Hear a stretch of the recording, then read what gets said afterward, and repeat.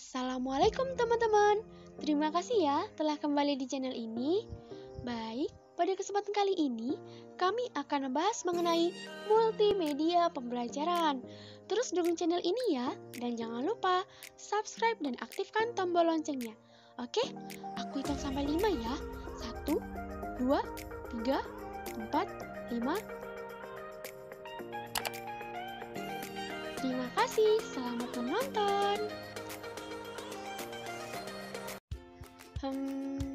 Sebelum kita beranjak lebih jauh, ada pepatah mengatakan nih, tak kenal maka tak sayang.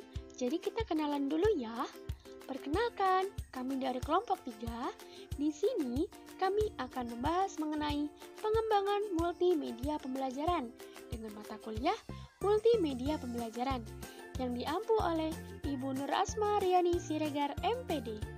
Nah, adapun kelompok kami itu terdiri dari Ainun Nabia Kusuma sebagai pemateri pertama, Reonita Marji Utami atau saya sendiri sebagai pemateri kedua sekaligus moderator, ada Desti Tatian Putri sebagai pemateri ketiga, dan ada Asmi Septiani sebagai pemateri keempat.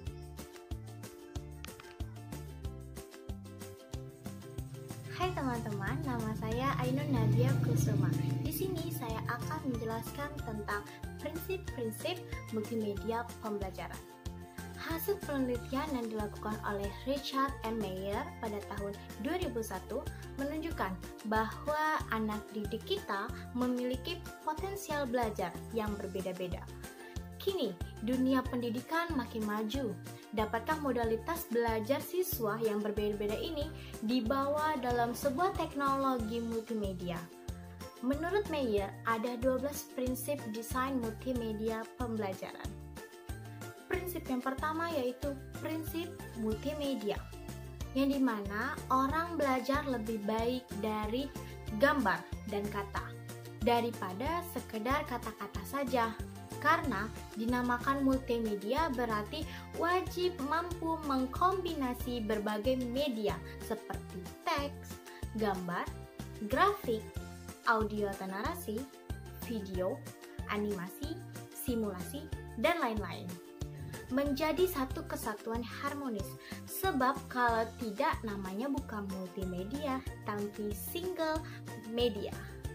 Prinsip yang kedua yaitu prinsip multimedia spasial, yang dimana orang belajar lebih baik ketika kata dan gambar terkait disandingkan berdekatan dibandingkan apabila disandingkan berjauhan atau terpisah. Oleh karena itu, ketika ada gambar seperti video, animasi, dan lain-lain yang dilengkapi dengan teks, maka teks tersebut harus merupakan jadi satu kesatuan dari gambar tersebut, jangan dipisahkan. Prinsip yang ketiga yaitu prinsip kesinambungan waktu, yang dimana orang belajar dengan baik ketika ada kata dan gambar secara simultan dibandingkan apabila disajikan bergantian atau setelahnya. Nah, ketika Anda ingin memunculkan suatu gambar dan atau animasi atau yang lain beserta teks, misalnya sebaiknya munculkan secara bersamaan alias simultan. Jangan satu-satu, sebab akan memberikan kesan terpisah atau tidak terkait satu sama lain. Begitu kata Meyer. Prinsip yang keempat yaitu prinsip koherensi, yang dimana orang belajar dengan baik seperti ada kata-kata, gambar, suara, video, animasi yang tidak perlu dan tidak relevan tidak digunakan. Nah, ini yang sering terjadi, banyak sekali pengembang media mencantumkan sesuatu yang tidak perlu. Mungkin maksudnya untuk mempercantik, memperindah penampilan, akan tetapi itu malah merusak suatu proses belajar. Jadi kata Meyer, hal-hal yang tidak perlu dimasukkan. Prinsip yang kelima, prinsip modalitas belajar. Orang belajar lebih baik dari animasi dan narasi, termasuk video, daripada animasi plus teks pada layar. Jadi lebih baik animasi atau video plus narasi daripada sudah ada narasi ditambah pula dengan teks yang panjang. Hal ini sangat mengganggu. yang keenam sama saja seperti prinsip yang kelima, yaitu prinsip redundansi, yang dimana orang belajar lebih baik dari animasi dan narasi, termasuk video, daripada animasi, narasi plus teks pada layar. Sama dengan prinsip yang tadi, kalau sudah diwakili oleh narasi dan gambar atau animasi, janganlah tumpang tindih pula dengan teks yang panjang. Itu membuat kita makin malas dan makin mengantuk untuk melihatnya. Terima kasih kepada Ainun. Selanjutnya, kita dengarkan kepada pemateri kita yang kedua. Kepada Reonita Margutami, atas saya sendiri, dipersilahkan. Baik, terima kasih moderator. Saya Reonita Margutami akan melanjutkan pembahasan dari prinsip-prinsip multimedia pembelajaran. Nah, tadi sudah dijelaskan ada 6 penjelasan dari prinsip multimedia pembelajaran. Untuk teman-teman ketahui, tidak hanya itu saja ya. Yang ketujuh, ada prinsip personalisasi atau personalization principle. Menyatakan bahwa siswa belajar lebih baik jika media pembelajaran yang disajikan dengan gaya percakapan daripada gaya formal. Oleh karena itu, sebaiknya gunakan bahasa yang komunikatif atau sedikit berstyle. Personalisasi ini misalnya menggunakan kata Anda ataupun kita dalam narasi audio maupun teks. Yang kedelapan, ada prinsip interaktivitas. Orang belajar lebih baik ketika ia mengendalikannya sendiri apa yang sedang ia pelajari. Manipulatif, simulasi, game, brainstorming. Sebenarnya, orang yang belajar itu tidak selalu linear alias berurutan satu persatu. Dalam kenyataannya, lebih baik loncat dari satu hal ke hal yang lain. Oleh karena itu, media pembelajaran ini memungkinkan user atau pengguna dapat mengendalikan penggunaan daripada media itu sendiri. Dengan kata lain, lebih manipulatif, dalam arti dapat dikendalikan sendiri oleh user, akan lebih baik. Simulasi, brainstorming, game, navigasi yang konsisten dan jelas, bahasa yang komunikatif, dan lain-lain akan memungkinkan interaktivitasnya semakin tinggi. Nah, untuk prinsip yang ke-9 ini prinsip sinyal atau highlight, penekanan, di mana orang belajar lebih baik ketika kata-kata diikuti dengan highlight atau penekanan yang relevan terhadap apa yang disajikan. Kita bisa memanfaatkan nih misalnya warna, animasi, dan lain sebagainya untuk menunjukkan penekanan highlight atau pusat perhatian, focus of interest. Karena itu, kombinasi pengguna media yang relevan sangat penting sebagai isyarat atau kata keterangan untuk memperkenalkan sesuatu. Nah, prinsip yang ke-10 ialah prinsip perbedaan individu. Nah, kita lihat dari 9 prinsip tersebut, sangat berpengaruh kuat bagi mereka yang memiliki modalitas visual yang tinggi. Kurang berpengaruh bagi yang sebaliknya. Kombinasi antara teks dan narasi plus visual yang kuat bagi mereka yang memiliki modalitas auditory yang tinggi. Kurang berpengaruh bagi yang sebaliknya. Sedangkan kombinasi teks, visual, dan simulasi sangat berpengaruh kuat bagi mereka yang memiliki modalitas kinestetik yang tinggi. Kurang berpengaruh bagi yang sebaliknya. Nah, untuk prinsip yang ke-11 ini ialah prinsip praktek, di mana interaksi adalah hal terbaik untuk memecahkan masalah dalam meningkatkan cara belajar dan pemahaman yang lebih atau yang sedang dipelajari. Prinsip yang terakhir ialah prinsip pengandaian. Menjelaskan materi dengan audio meningkatkan belajar. Siswa lebih baik dari animasi dan narasi daripada animasi dan teks pada layar.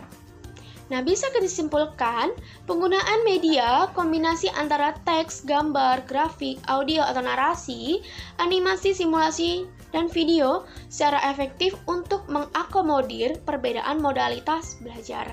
Itu saja yang dapat saya sampaikan dan saya kembalikan kepada moderator.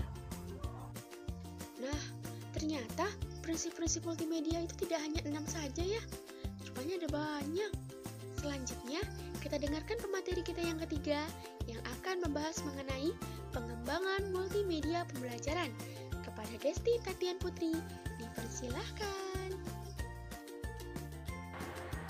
Terima kasih kepada moderator atas waktunya. Baik, saya Desti Tatian Putri akan menjelaskan tentang pengembangan multimedia pembelajaran. Multimedia adalah sarana komunikasi yang mengintegrasikan teks, grafik, gambar diam dan bergerak, animasi audio, dan media lainnya. Kombinasi elemen tersebut dapat ditampilkan, disimpan, dikirim, dan diproses dengan sebuah perangkat tertentu. Media pembelajaran merupakan alat yang dapat membantu guru dalam proses belajar, mengajar, dan berfungsi untuk membantu dalam menyampaikan pesan materi kepada siswa sehingga dapat mencapai tujuan pendidikan dan hasil belajar siswa menjadi lebih baik. Dengan media pembelajaran, maka kualitas belajar menjadi meningkat karena tidak hanya guru yang aktif dalam memberikan materi kepada siswanya, tetapi siswa juga dapat aktif di dalam kelas dan terlibat dalam proses pembelajaran sehingga siswa lebih mudah menerima materi yang disampaikan oleh guru. Ada beberapa hal yang dapat meningkatkan hasil belajar siswa dengan adanya media pembelajaran. Yang pertama, proses belajar mengajar menjadi lebih mudah dan menarik dengan adanya media pembelajaran. Guru dapat menyampaikan materi pembelajaran menjadi menarik dan mudah dimengerti oleh siswa, sehingga siswa dapat mengerti dan memahami pelajaran dengan mudah. Yang kedua, efisiensi belajar siswa dapat meningkat. Siswa yang belajar dengan menggunakan media, maka belajar menjadi lebih efisien karena sesuai dengan tujuan pembelajaran. Guru memberikan materi bisa lebih berurutan dengan memberikan materi yang lebih mudah terlebih dahulu. 3. Membantu konsentrasi belajar siswa.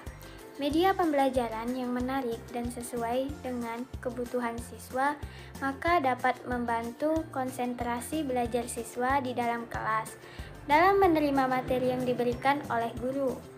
Siswa tidak merasa bosan berada di dalam kelas dalam menerima materi yang diberikan guru karena dengan menampilkan media pembelajaran, maka siswa dapat senang berada di dalam kelas untuk belajar dengan baik. Yang keempat, meningkatkan motivasi belajar siswa.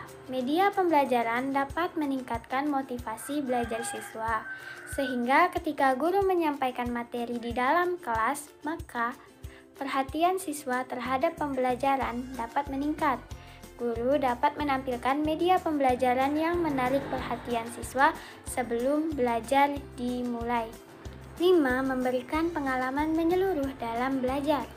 Dalam proses pembelajaran, siswa bukan hanya memahami hal yang abstrak disampaikan guru, tetapi siswa juga harus memahami secara nyata dari materi tersebut.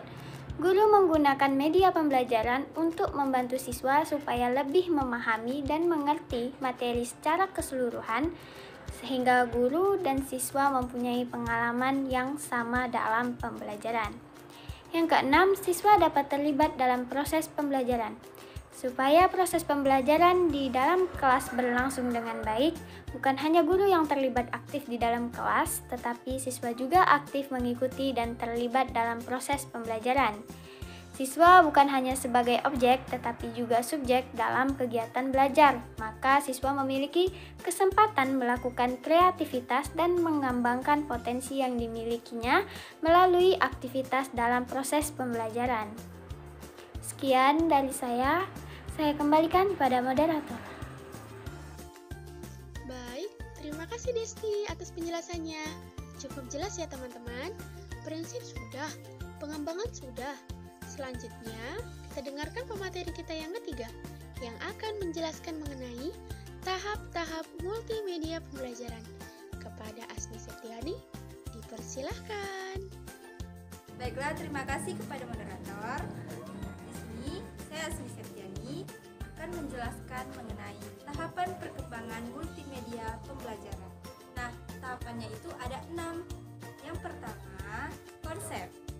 Konsep itu merumuskan dasar-dasar dari proyek multimedia yang akan dibuat dan dikembangkan, terutama pada tujuan dan jenis proyek yang akan dibuat.